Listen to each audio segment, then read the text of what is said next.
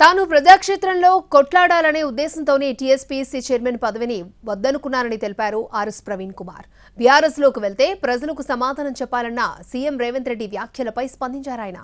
ఏ పార్టీలో పని చేయాలనే విషయంలో తెలంగాణ ప్రజలకు స్వేచ్ఛ లేదా అని ప్రశ్నించారు ఆర్ఎస్ ప్రవీణ్ కుమార్.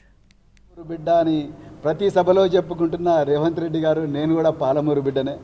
మీరు ఒకవైపు మరి శృతి మెత్తగా నన్ను పొగడుతూనే మరోవైపు నన్ను చాలా శృతి మెత్తగానే వార్నింగ్ ఇస్తున్నారు మీరు.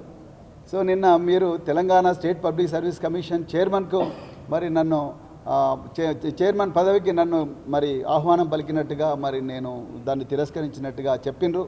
మరి నేను మళ్ళీ చెప్తున్నా, నేను తిరస్కరించిన మాట వాస్తవమే. నేను ప్రజాక్షేత్రంలో ఉండాలనుకున్నా. సో ఇది వాస్తవమే. సో అయితే మళ్ళీ మీరు అన్నారు మరి బీఆర్ఎస్ వైపు పోతే మాత్రం ఆయన ప్రజలకు సమాధానం చెప్పాలన్నారు. నేను ఇవాళ అడుగుతున్నా, తెలంగాణ ప్రజలకు స్వేచ్ఛ లేదా? ఏ వేదిక మీద పనిచేయాలి, ఏ ప్లాట్ఫామ్ మీద పనిచేయాలన్న స్వేచ్ఛ తెలంగాణ ప్రజలకు లేదా?